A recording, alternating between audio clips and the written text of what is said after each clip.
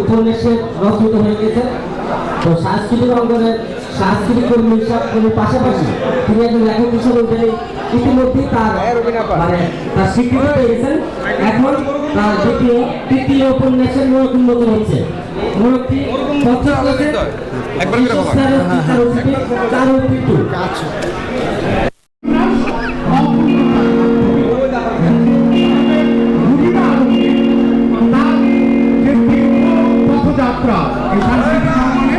সেখানে যে সমস্ত বাধার সম্মুখীন হয়েছে, যে সমস্ত বাধা তাকে দাঁড়িয়ে তিনি যে স্বপ্ন দেখেছেন, যে সেই স্বপ্নকে মানুষের একটি জীবন লাগে তার পুরো স্বপ্নকে বাস্তবায়িত করতে।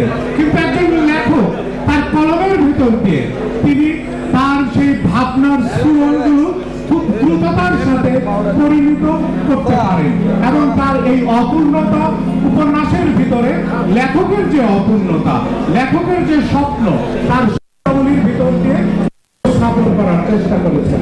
মধ্যবিত্ত জীবনকে তিনি এঁকেছেন তার মতো করে, যেখানে সুখ দুঃখ ভালোবাসা অভাব সব রয়েছে, তার বাইরে যে বিষয়টি রয়েছে দেশপ্রেম এবং মায়া।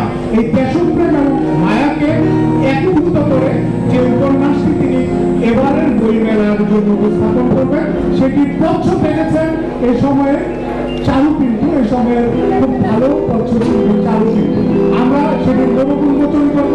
জাকির হোসেন রতন জাসাসের সদস্য সচিব এটি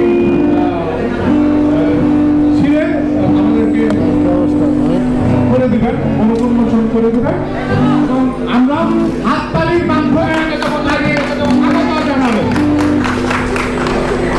আমাদের এবারের বই অপূর্ণতা, রুবিনা আলমগীর, একটি উপন্যাস যেটি চলচ্চিত্র হতে পারে, যেটি একটি বড় নাটক হতে পারে, কিন্তু তার বাইরে একটি নারী না বলা কথা, না বলা স্বপ্নকে তিনি তার বর্ণমালার ছবিতে এঁকেছেন আপনাদের জন্য। আমরা তার আরেকটা তালি দিয়ে এই অনুষ্ঠান শেষ করতে চাই।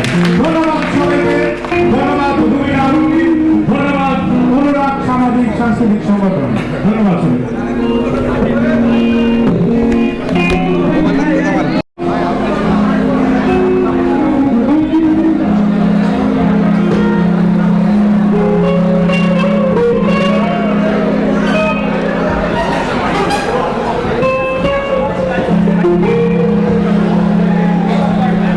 সঙ্গীত শিল্পী